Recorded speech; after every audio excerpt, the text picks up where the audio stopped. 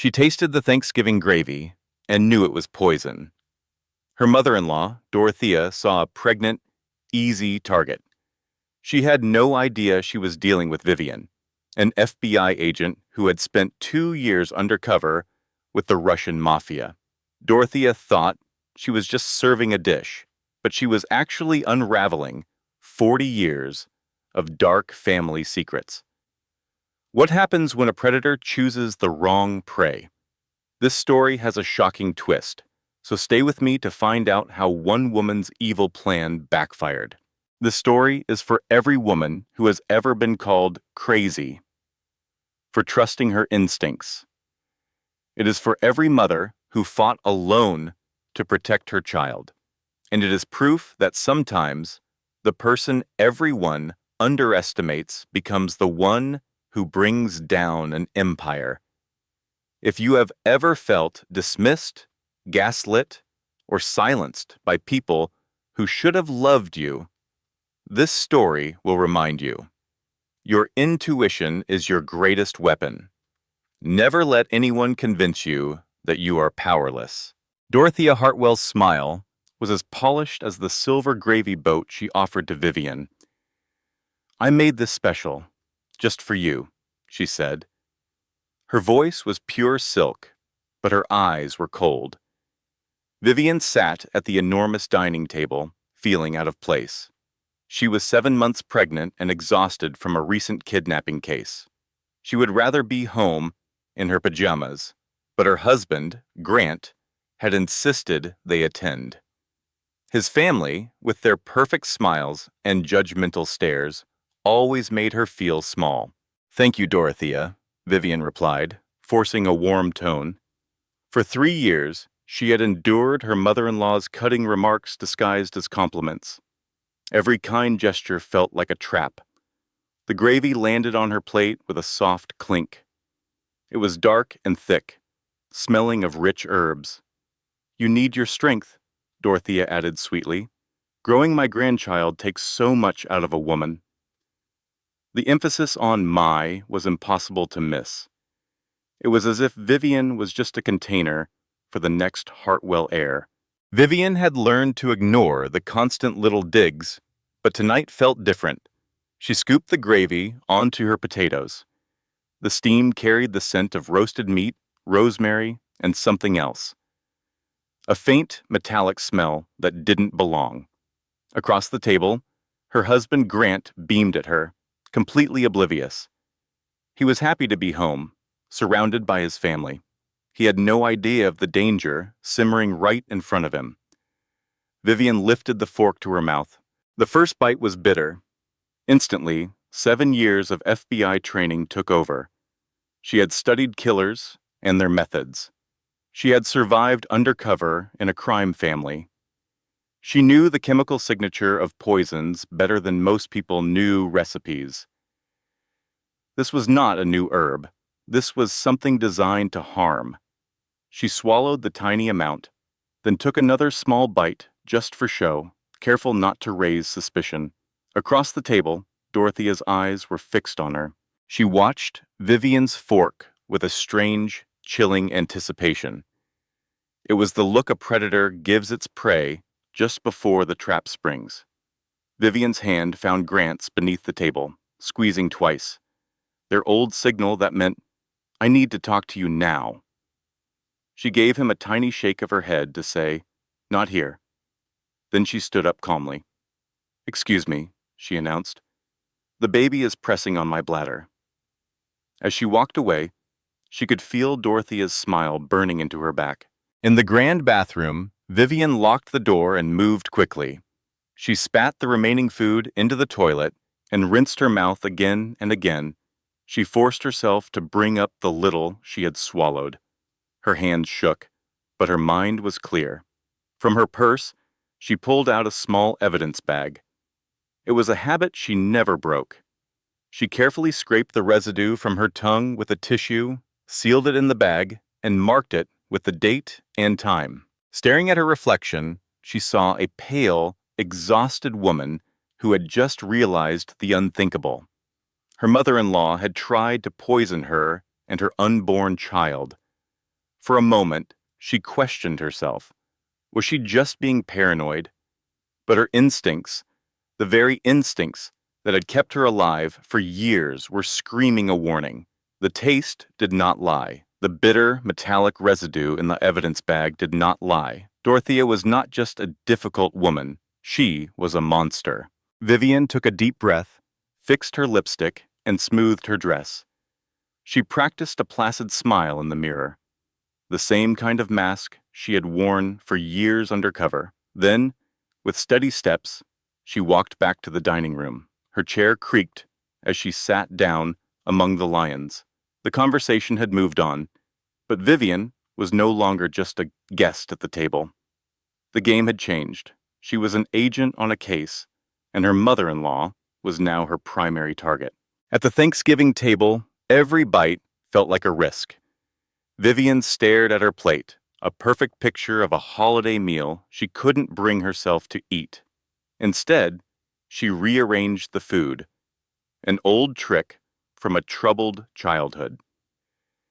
She knew her mother-in-law, Dorothea, was watching her every move.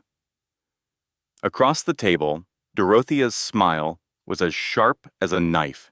She praised Vivian's pregnancy while her eyes held a chilling coldness. It was a performance, and Vivian, a former FBI agent, recognized the act immediately. This was the role of a loving grandmother, but something dangerous was hidden underneath. Her husband, Grant, squeezed her hand, completely unaware of the tension. He was a good man, but he couldn't see the truth about his own mother. Vivian glanced at the family portrait on the wall, the one she had never been added to after 3 years of marriage.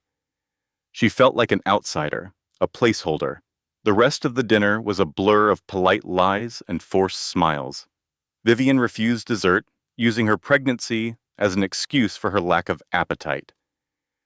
She claimed morning sickness, a convenient and believable reason for her behavior. On the long drive home, Grant was worried. He noticed she barely ate and seemed distant. Vivian blamed her silence on a difficult case at work, a lie that came easily. He accepted her explanation without question. Grant saw the world in simple terms of good and bad, and his mother was firmly in the good category. He couldn't understand that love could be used as a weapon, that the people closest to you could also cause the most harm. In her purse, an evidence bag held a sample of the gravy, feeling heavier than it should. That night, sleep was impossible. Vivian watched her husband sleep peacefully beside her, the innocent man she fell in love with years ago. He had no idea of the darkness that surrounded his family. At 2 a.m, she went downstairs. She sat in the dark kitchen, the silence of the house pressing in on her. She picked up her phone and with trembling fingers began to search the internet. Her first search was for ethylene glycol taste. The results were terrifying, sweet then bitter. The main ingredient in antifreeze. Her heart pounded as she read the symptoms: nausea, confusion, and kidney failure within 72 hours. It was often mistaken for the flu. Her next search confirmed her worst fears. Antifreeze poisoning could lead to seizures, a coma, and death. She almost dropped her phone. With dread, she typed her final question. Can antifreeze hurt an unborn baby? The answer made her feel sick. It could cause birth defects or even death. She put the phone down, wrapping her arms around her stomach to protect her unborn child. She had given up her dangerous career with the FBI for Grant, for a safe life, for their family. Now, she realized the greatest danger might be living in his home with his mother. The next morning, Grant went golfing, telling her to rest. By 9:15, Vivian was driving to a familiar, unmarked FBI building. She was going to find out the truth. She was going to do what she did best: investigate. Her former partner, Margot, was waiting for her in their usual meeting spot in the parking garage. Margot took one look at her and knew something was seriously wrong. Vivian looked exhausted and afraid. I need the lab.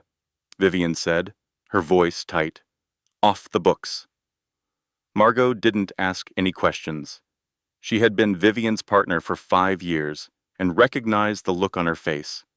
It was the same expression she wore when they were hunting the most dangerous criminals. It was the look of an agent who knew she was on to something terrible. Vivian's investigation eventually led her to a woman named Eleanor Mitchell. Eleanor was an elderly woman, but her eyes were sharp and her voice was strong. "You're the FBI agent," she said, "the one who married a Hartwell."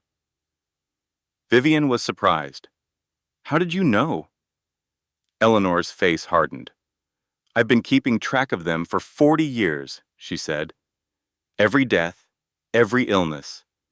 I have been waiting for someone like you to come and ask questions." Eleanor used to work for the Hartwell family decades ago, back in 1987. Imagine being 7 months pregnant and realizing someone just tried to poison you at your own family dinner. That was FBI agent Vivian Hartwell's nightmare. She knew something was wrong, so she and her partner Margot went straight to the Bureau's lab. Inside, Dr. Lydia Brennan was working through the holiday. After a moment of congratulations on the baby, Vivian got straight to the point. She needed a favor, an urgent, off-the-record analysis. When Lydia asked what she was looking for, Vivian held up an evidence bag containing a dark residue. "Poison," she said. "I think it's antifreeze, but I need you to prove it." Lydia's professional calm returned as she examined the bag. "Where did you get this?" she asked. Vivian's answer landed with a thud in the sterile room. "My Thanksgiving dinner." Later, in the break room, her partner Margot finally asked what was really going on. Vivian explained that her mother-in-law, Dorothea, had made a special gravy just for her. The problem was, in 3 years of marriage, Dorothea had never once shown any interest in her preferences. Yet suddenly, she was watching Vivian eat every single bite. Margot admitted it was strange, but said it was not proof Vivian knew better. She knew poison profiles. The bitter taste underneath the herbs was a taste she would never forget. The call came at 2:17 in the afternoon. Vivian was sitting in her car, her mind racing with doubt, hoping it was all just paranoia. She saw Lydia's name on the screen and answered instantly. The doctor's voice was steady but laced with fear. It was ethylene glycol. Antifreeze. Lydia explained that the dose was significant. It was designed to cause complete kidney failure within 72 hours. Vivian gripped the steering wheel, the world spinning around her. "And the baby?" she asked, her voice barely a whisper. Lydia paused. For a pregnant woman, the effects would be faster. The poison would cause a miscarriage within 48 hours. Vivian's hands were steady when she called her husband, Grant. Years of training had taught her to lock her emotions away. He answered, sounding happy and relaxed after a round of golf. When she told him they needed to talk, he casually asked if it could wait. His mom wanted them to come over for leftovers. A sharp, broken laugh escaped Vivian's lips. "No, Grant, it could not wait." She told him to come home, then hung up. Hours later, she sat in their dark living room, the lab report on the coffee table. When Grant walked in, confused by the darkness, he had no idea his perfect world was about to shatter. "Sit down, Grant," she said. Her voice left no room for argument. "Have you ever had a gut feeling that saved your life? My story starts with one, a single bite of gravy that tasted wrong. That instinct led to a horrifying discovery. Someone was trying to poison me. This is how I uncovered a dark secret to protect my unborn child, and why you must always trust your intuition." On the phone, my friend Lydia's voice was shaking. "It is ethylene glycol," she said. "Antifreeze." The dose in the sample was enough to cause my kidneys to fail within 72 hours. My baby would be gone in 48. "Who did this to you, Vivian?" she asked. I whispered the only possible answer. My family. I immediately called my husband, Grant, from the parking garage. My voice was steady, a skill I learned in 7 years with the Federal Bureau of Investigation. His voice was warm and happy after a day of golfing. He asked if I was feeling better. I told him we had to talk tonight. His tone cooled. Can it wait? Mom wants us over for her turkey soup. A sharp, broken laugh escaped my lips. No, it could not wait. Just come home, Grant, I said, then hung up before he could argue. The lab report sat on the passenger seat. It confirmed that my mother-in-law, Dorothea Hartwell, had tried to kill me. She was a respected society woman, a loving grandmother-to-be, and she was a monster. I placed a hand on my stomach, feeling the slow roll of my baby inside me. I will protect you, I promised. I knew then that the poison was only the beginning. It was a warning of a much darker truth. Grant arrived home at 7:43. I was waiting for him in the dark, sitting in our living room. The evidence was on the coffee table. He came in, still in his golf clothes, looking so completely normal and unaware. Viv, where are you? He called. Why are you sitting in the dark? He started to reach for the light switch. Will that have smoke? Leave it, I said. My tone stopped him instantly. His hand dropped. I gestured to the wingback chair across from me, a family heirloom from his grandmother. Sit down, Grant. He sat, and his eyes finally fell on the folder and the lab report on the table. What is all of this? He asked, his voice full of concern. Yesterday at Thanksgiving, your mother made me a special gravy, I started. He nodded, remembering she had been excited about it. It tasted bitter, I continued. My training kicked in, so I took a sample. I slid the report across the table. I watched him read the words, and I saw the color drain from his face. It is antifreeze, I stated. Enough to kill me and our child. Grant shot up from his chair, pacing the room. There has to be a mistake, he pleaded, his voice desperate. Maybe the gravy was contaminated somehow. An accident. I met his gaze. Antifreeze does not appear in food by accident, Grant. Someone deliberately put it in the gravy that only I was served. He yelled, Not my mother! I kept my voice like ice. I am a federal agent. I analyze evidence. These are the facts. Do you hear how insane that sounds? He shouted. The word insane hit me like a slap. Do not call me crazy, I warned him. Then explain it, I challenged, standing up to face him. Explain how poison ended up in my food. Explain the look in your mother's eyes as she watched me eat every single bite. He stared at me, trapped between the woman he loved and the mother he thought he knew. What would you do if the person you loved most refused to see a killer standing right in front of them? My husband, Grant, thought his mother was a saint. I knew she was wearing a mask, and she had just tried to poison me and our unborn child. This story is about trusting your gut when no one else will. Stick around to see how I expose the truth. My training taught me to spot a liar, and I knew his mother was playing a role. But Grant couldn't accept it. He couldn't let go of the woman who had raised him. Finally, he said, I need to call her. I need to give her a chance to explain. My heart sank, but I nodded. He needed to hear the lie for himself. Grant put the phone on speaker. Dorothea answered, her voice dripping with sweetness. Grant, darling, how was golf? He got straight to the point. Mom, I need to ask you about the gravy you made for Vivian. There was a tiny pause before the performance continued.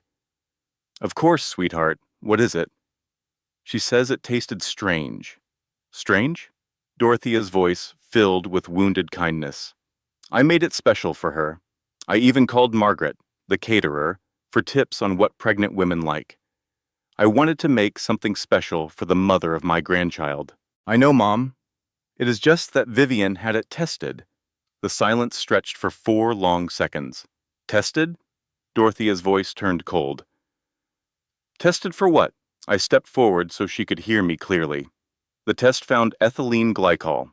Antifreeze, enough to cause organ failure. After another long pause, Dorothea's voice became gentle, as if explaining something to a child. Vivian, sweetheart, I would never hurt you. You are carrying my first grandchild. The lab results must be wrong. You know how these places make mistakes. Human error happens all the time. I supervised the test myself, I said. I watched the analysis. Dorothea's voice was like silk covering steel. You are under so much stress, darling. The pregnancy, your job. Sometimes our minds play tricks on us. Sometimes we see threats that are not there. My friend Patricia's daughter-in-law had a complete breakdown during her pregnancy. She had to be put in a facility. The implication was clear. I was unstable, and my husband was buying it. That might be a good idea, Grant said slowly. Some rest, time away from work. I do not need rest, I said, my voice hard. I need you to believe me. Grant looked at me, his face torn with anguish. I believe something happened, he said carefully. I just do not believe my mother did it. There has to be another explanation. His words felt like a knife. He continued, I know my mother. She is not capable of this. You do not know what she is capable of, I whispered. Grant insisted, she loves me, loves us, loves the baby. She would not do anything to hurt it. To hurt it, I repeated. The baby is an it to you now, not our daughter. I am just the vessel, just like your mother always says. That is not fair, he said. I stormed out of the house and sat in my parked car. I could not look at the face of a man who had chosen his mother's lies over hard evidence. The house we bought together glowed warmly, the house where we had planned to raise our family. I pressed my hands against my belly, and the baby kicked, sensing my distress. I thought about my past life as an undercover agent. I had survived impossible situations by playing a role and trusting no one. Now I was married to a man who thought I was crazy. I am not crazy, I thought. I know what the test showed. The evidence does not lie. When I finally went inside, Grant was asleep on the couch. The lab report was still on the coffee table. I covered him with a blanket and watched him breathe. He looked like the peaceful boy I fell in love with, but he had made his choice. Lying in bed, I remembered our wedding day. I remembered Dorothea's toast, her champagne glass raised high. Welcome to the family, dear. We will make a proper Hartwell of you yet. It was never a joke. Dorothea did not want to welcome me. She wanted me gone, and now I had proof of how far she would go. I closed my eyes. Tomorrow, the fight would begin. The next morning, a note was on the counter. Went to Mom's to talk. Love you. He was at her house, letting her soothe his doubts. Fine. I crumpled the note and threw it in the trash. He could believe her lies. I had work to do. I forced myself to eat and then sat down with my laptop. People like Dorothea do not just wake up and decide to commit murder. There is always a history, a pattern. I was going to find it. I started with public records. Dorothea May. Hartwell was born Dorothea May Caldwell on March 15, 1963. Her childhood was completely unremarkable. Then, in 1982, everything changed. Dorothea married Richard Hartwell, one of the richest men in the state. The local paper called their wedding a fairy tale come true. I knew then that I was on my own. I started digging into the Hartwell family history. Grant's father, Richard, had married Dorothea when she was 19 and he was 41. A few years later, in 1987, Richard died at just 46 years old. The official cause of death was kidney failure, just like the antifreeze would have caused. My stomach turned. Then I found another. Dorothea's brother-in-law, James Manning.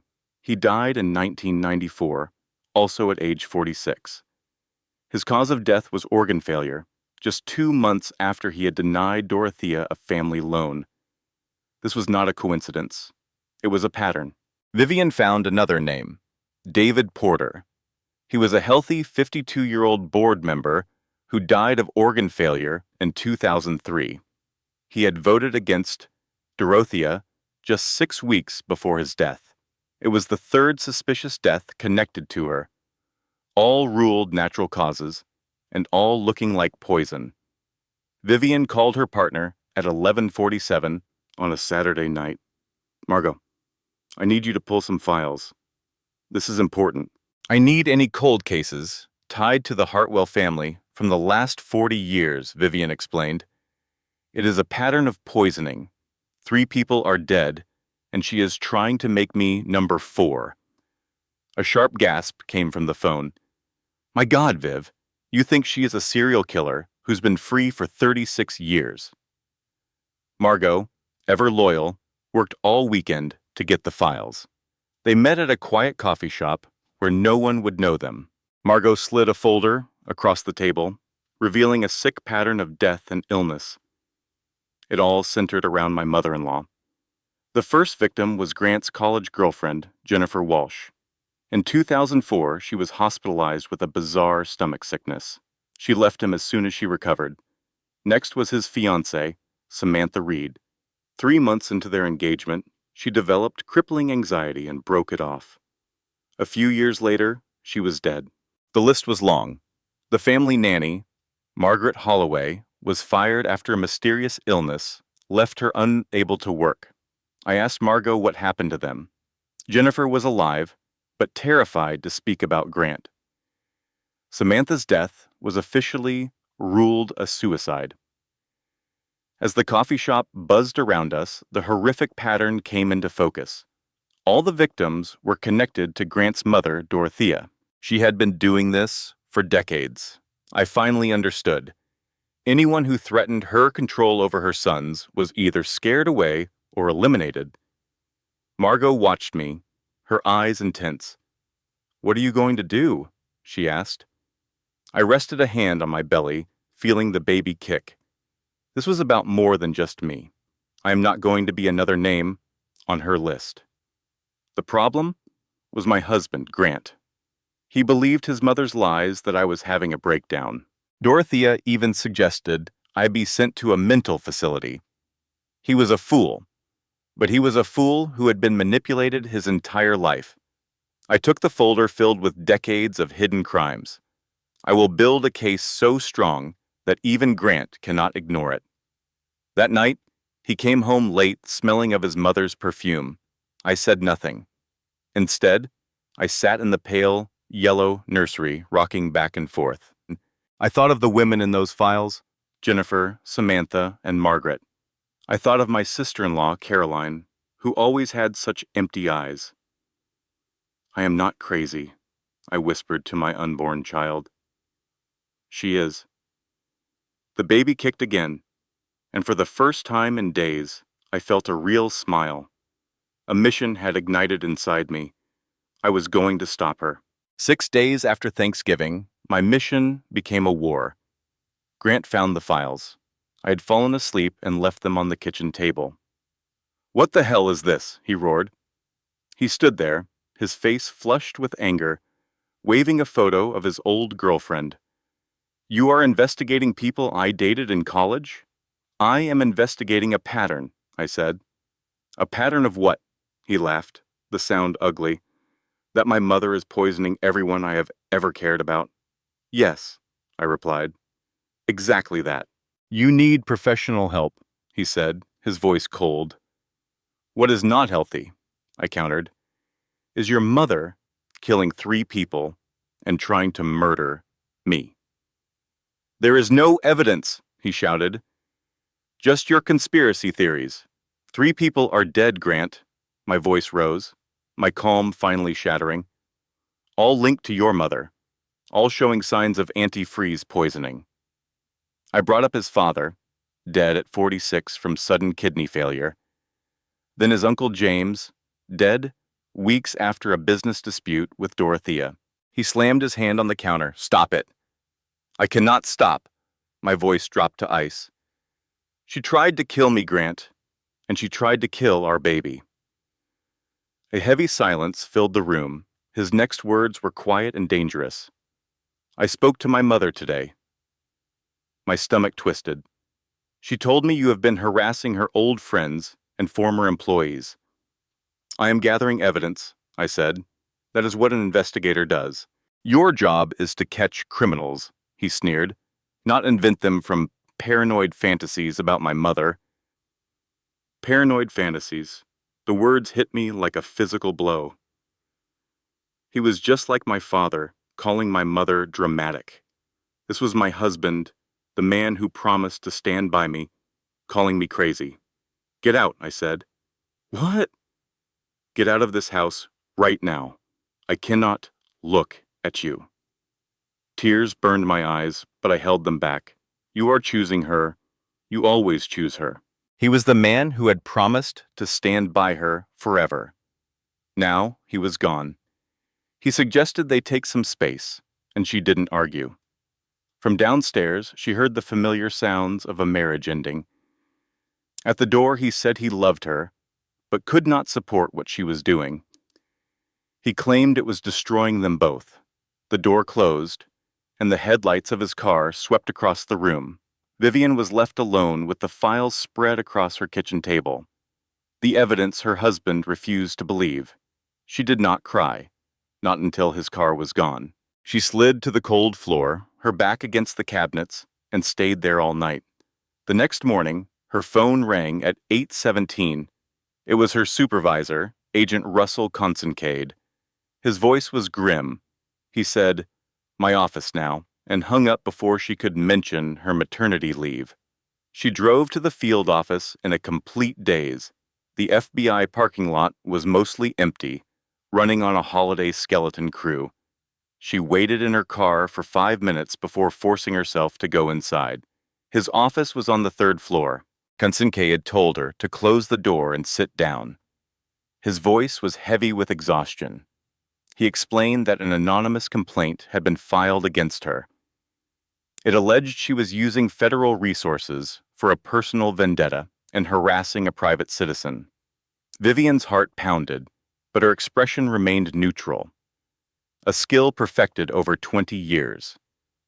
He said the complaint alleged she believed her mother-in-law was a serial killer, that she was trying to create false evidence to support a delusion. There it was. This had to be Dorotha's work. Consincade continued, saying the complaint came with documents proving everything. Vivian met his gaze directly. Sir, I have evidence of multiple murders committed by my mother-in-law spanning 3 decades. The lab results from the gravy sample showed ethylene glycol. Someone is killing people. I know who it is, but Consincade just rubbed his temples. He had to place her on administrative leave while an investigation took place. It was out of his hands. If she was wrong, her career was over. He did not have to say it. Go home, Hartwell. Take care of that baby. And stop investigating your own family. At the door, she paused. Sir, if I am right, and she kills again while I am on leave, that will be on my conscience. His voice was defeated. Go home, Hartwell. The house was cold and empty. Grant's absence echoed through every room. In the nursery, she stood beside the crib they had built together. At 2:37 in the morning, she gave up on sleep. She began reorganizing the baby's clothes. There was a pink onesie from her mother, who had taught her to be a strong woman. There was a yellow one from her friend Margot, who believed her without question. And there was a white cashmere one from Dorotha, a gift from the baby shower. She remembered Dorotha's cold smile, a smile that never reached her eyes. The gift had felt like a test. Vivian held the soft, expensive fabric for a moment. Then she threw it in the trash. Thursday afternoon brought a knock at the door. She was not expecting company. She almost did not answer, worried it might be Dorotha. But her training kicked in, and she looked through the peephole. It was Carolyn Hartwell, her sister-in-law. Carolyn was usually quiet and distant at family gatherings, a woman who faded into the background. Vivian opened the door. We need to talk, Carolyn said. Her voice was stronger than Vivian had ever heard. Ever heard it? She looked nervously down the street before asking to come inside. They sat at the kitchen table, the very table where Vivian's life had fallen apart. Carolyn wrapped her shaking hands around a coffee mug. Then she looked directly at Vivian. I believe you, she said, about Dorotha, the poison, all of it. The words hung in the air, heavy and unbelievable. Vivian was speechless. She had dreamed of someone believing her, but she never imagined it would be Carolyn. Why? Vivian asked. Why me? Carolyn's composure finally broke. A single tear fell. Because she did it to me, too. The story spilled out. 5 years of silence finally broken. Carolyn explained that she and Preston had gotten pregnant back in 2019. Dorotha did not approve. It was never direct criticism, just endless comments about how they were too young and how a baby would ruin Preston's career. I became very sick when I was 12 weeks pregnant, Carolyn began, her voice trembling. It was much worse than morning sickness. She paused.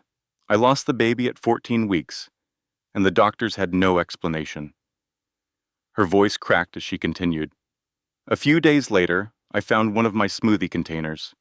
Dorothea had always praised how disciplined I was for drinking them.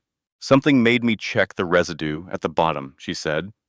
It had a sweet, chemical smell, just like antifreeze. Vivian was stunned. Carolyn explained that her husband, Preston, had dismissed her fears, saying his mother would never do such a thing. I wanted to believe I was crazy, Carolyn confessed, her pain raw. I wanted to believe she was not capable of murdering her own grandchild. Then, she reached into her purse. She pulled out a small plastic smoothie cup.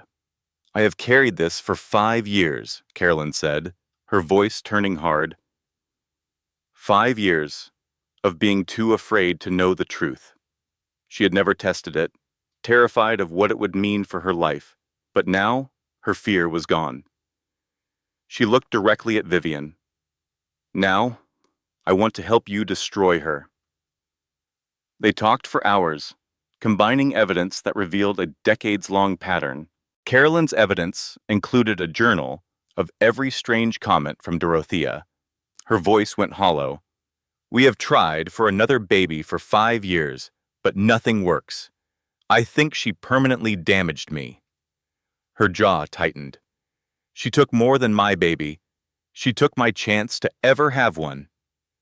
Vivian promised they would stop her together. How? Carolyn asked desperately. She is untouchable. Vivian's voice was firm. Not anymore. I am an FBI agent. I know how to build a case that sticks. Hope finally returned to Carolyn's eyes. Vivian asked for all her evidence and for help finding other victims. We need a case so solid it cannot be denied, she said. A real smile broke across Carolyn's face. I already have a list.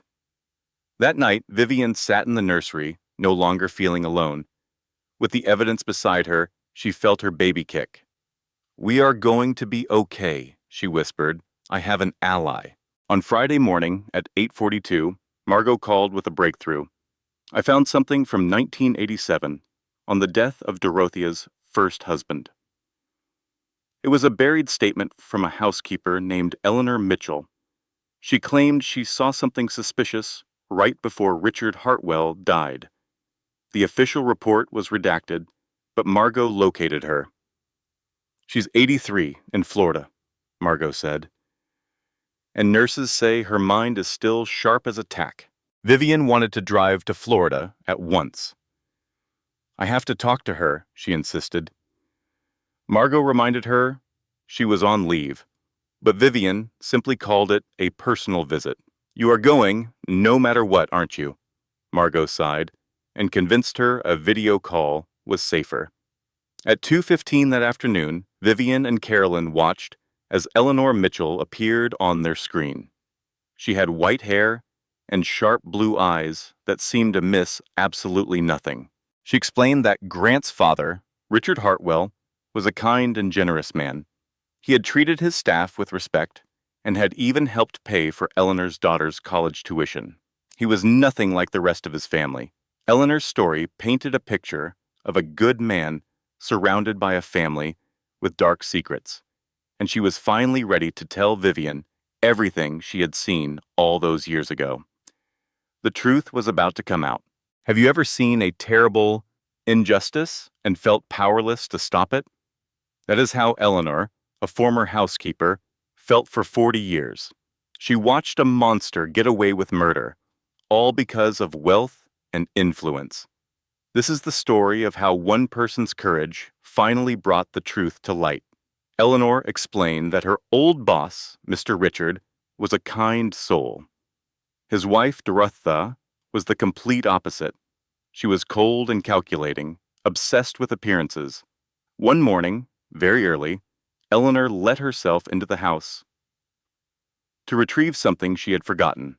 In the dark kitchen, she saw something that would haunt her for decades.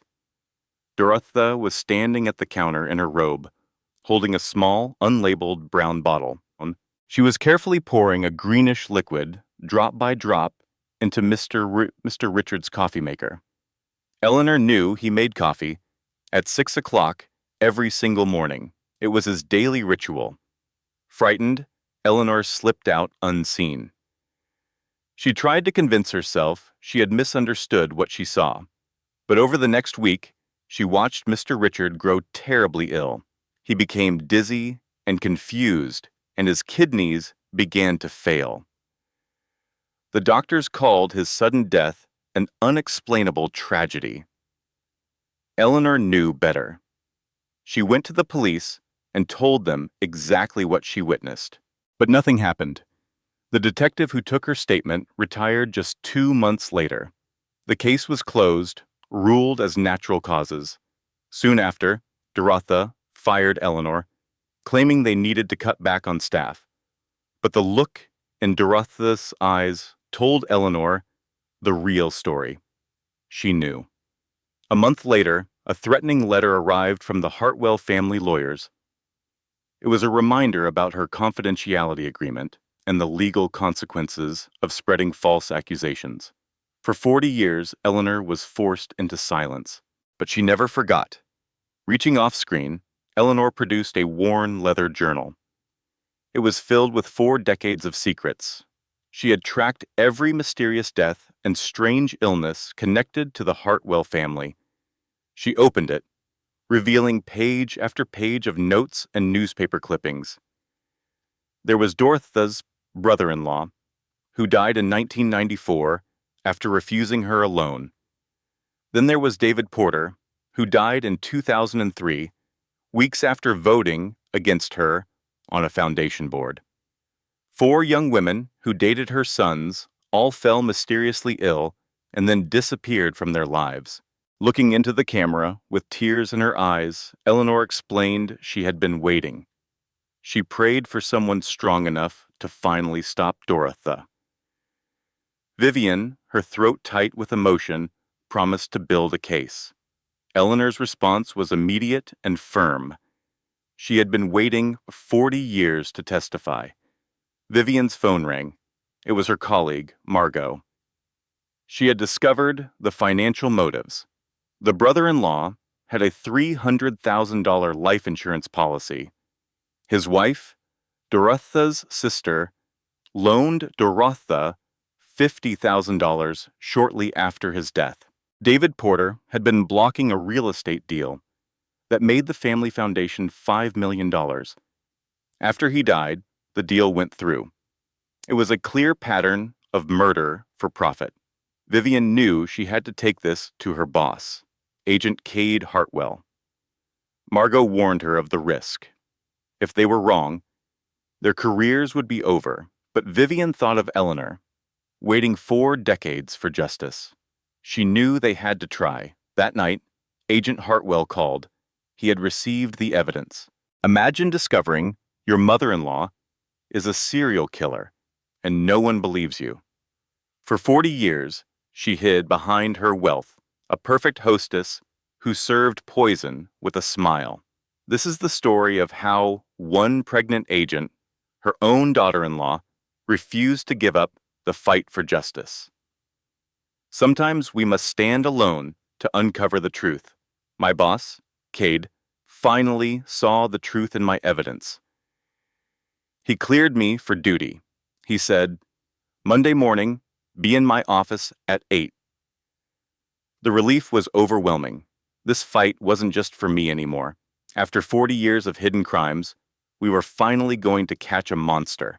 The case moved with incredible speed. In just 3 weeks, we had everything. Federal warrants and court orders led to exhuming old graves. The proof was undeniable. Richard Hartwell's remains, after 37 years, still held traces of poison. James Manning and David Porter showed the same results. We had 3 confirmed murders and 1 attempt. The dark secrets of the Hartwell family were finally coming to light. The arrest warrant for Dorothea Hartwell was signed on December 23rd, the day before Christmas Eve. Cade told me the plan. We would arrest her at her annual Christmas party. He said it was the best time, with nowhere for her to run. All her powerful friends would see who she truly was. He asked if I was sure I wanted to be there, since it was my husband's family. I told him I had to be. I started this, and I would finish it. Later that day, my estranged husband Grant called for the first time in weeks. His voice was broken.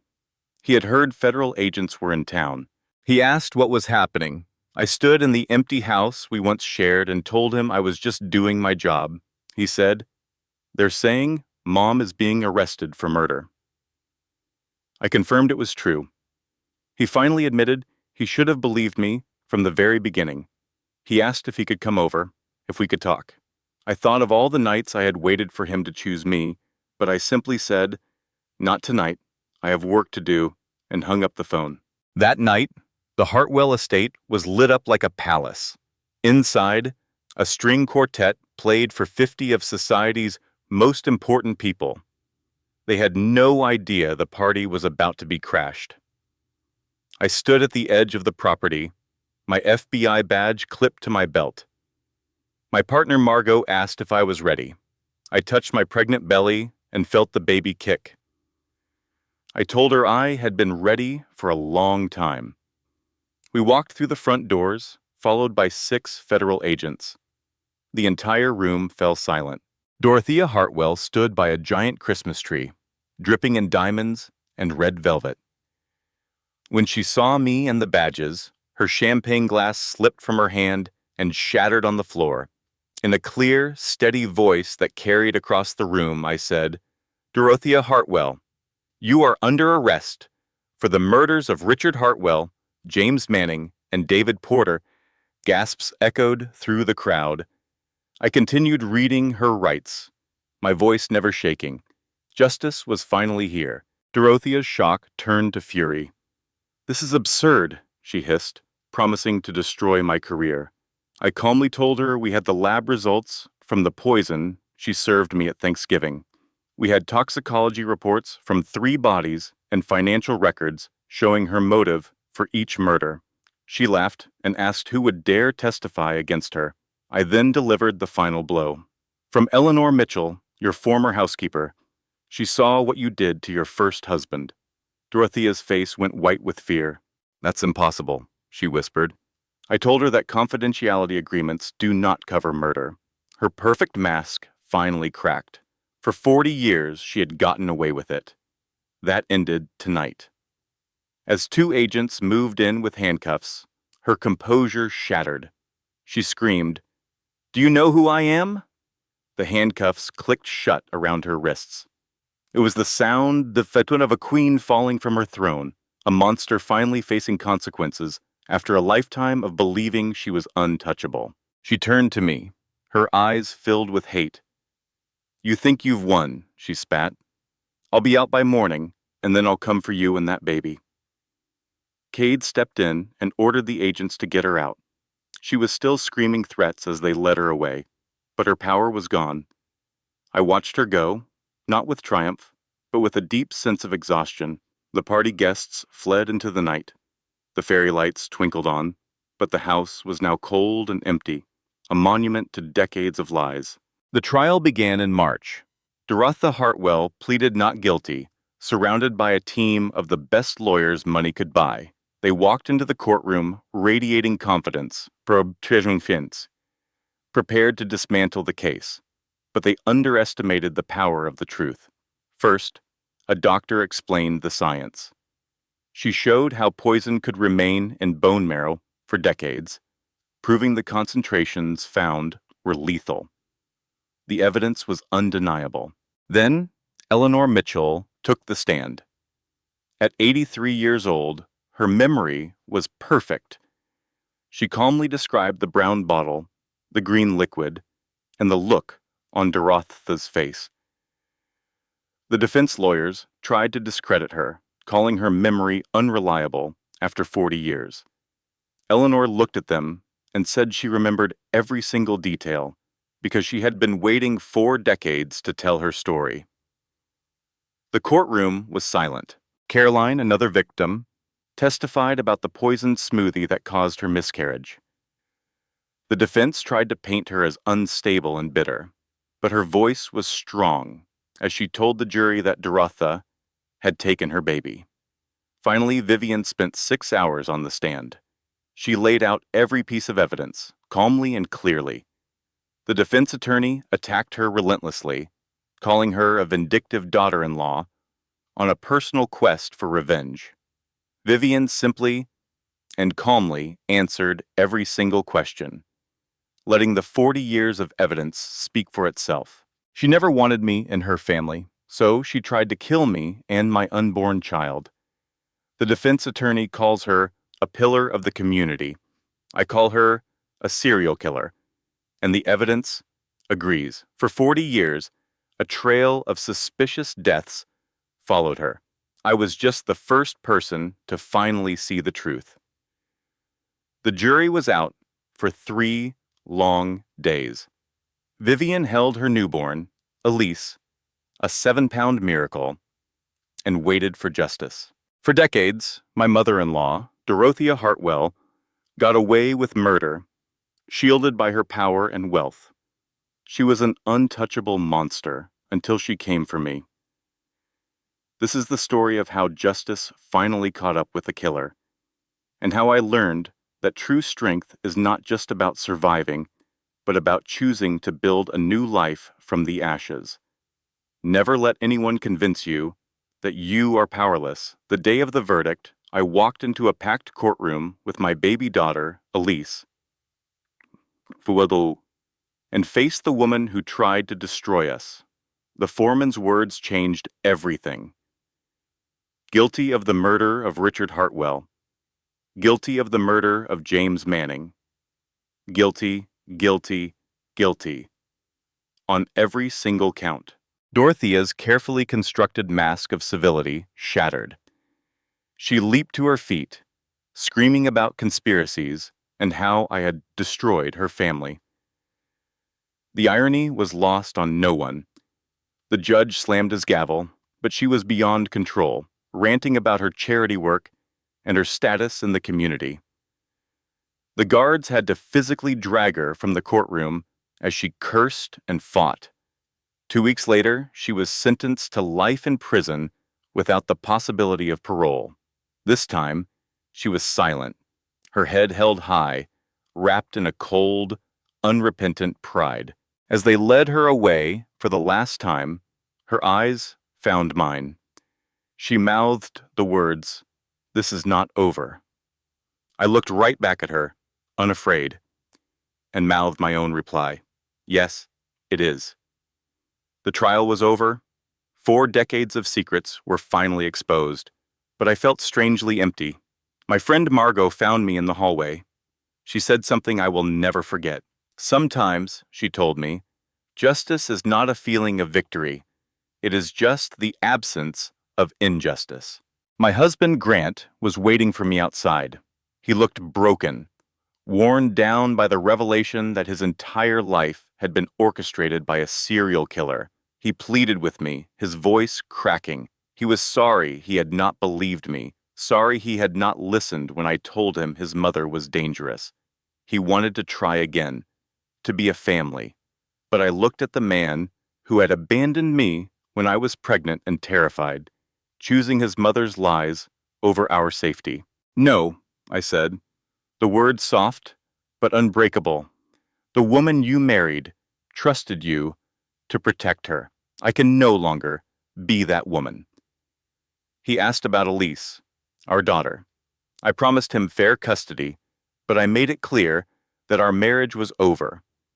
It ended the moment he called me delusional and left me to face his mother alone.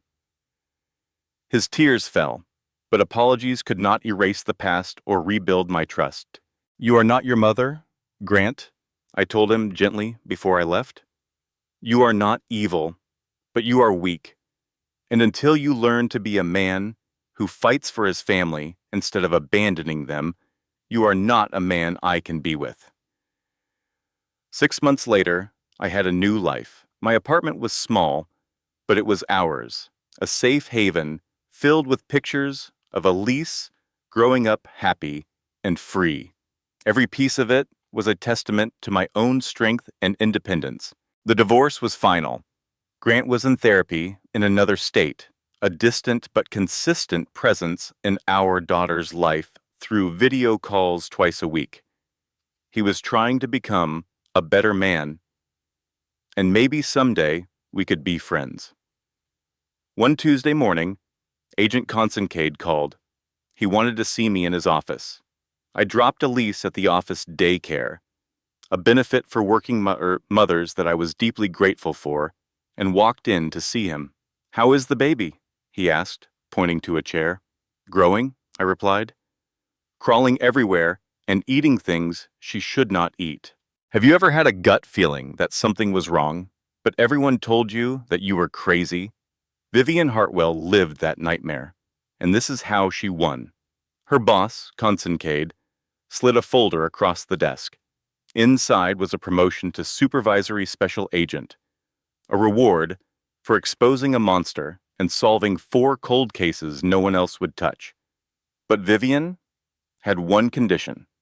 She wanted to build a task force to hunt the kind of evil she had faced, the kind that hides in plain sight. She wanted to help the victims no one believes. A year later, her proposal was a reality. The woman who tried to destroy her, Dorothea, was locked away in federal prison forever. The Hartwell dynasty was finished. In its place stood Vivian's new task force, a small team dedicated to finding the invisible victims of crimes hidden behind wealth and power. They could not win every case, but for the first time, someone was finally fighting for them. On Thanksgiving, a year after her world fell apart, Vivian's apartment was filled with laughter. Around her table sat not the family who had betrayed her, but a new one, forged in loyalty and truth. Her daughter, Elise, just 14 months old, was happily decorating the floor with mashed potatoes. For the first time in a long time, Vivian's laugh was real, coming from a place of genuine joy she thought she had lost forever. She stood, glass in hand, and looked at the faces of her friends. A year ago, she began, I thought family was about blood and obligation. I was wrong. She paused, her voice steady. Family is the people who believe you when no one else will. It is the people who fight beside you, not against you. They are the ones who see your true worth. She raised her glass to second chances. The room echoed her words. Later that night, as her daughter slept, Vivian looked at her own reflection. The scared woman from a year ago was gone. She finally understood she had never needed a hero to save her. She only needed to trust herself and remember how to fight. Watching her daughter sleep, Vivian made a silent promise. You will always know your worth, she whispered. You will always trust your own voice. This was the legacy of Vivian Hartwell, the woman who refused to be silenced and proved that the deadliest monsters can hide behind a perfect smile. Her story is a powerful lesson for us all. If Vivian's story resonated with you, you are not alone. Thousands of women have lived through moments where no one believed them, where they were called dramatic, paranoid, or crazy for simply telling the truth. This story proves that your instincts matter, your voice matters, and you are stronger than anyone who has ever tried to silence you. Hit the like button. If you believe every woman deserves to be heard, drop a comment and tell me, have you ever had a gut feeling that saved you? Share this video with a friend who needs to remember her own strength. And subscribe so you never miss another story about ordinary women who refused to be victims. Remember, the most dangerous thing a predator can do is underestimate their prey. Trust yourself. I will see you in the next story. This story was carefully researched, crafted, and edited by hand to bring you not just entertainment, but meaning and life lessons. Thank you for being part of this journey.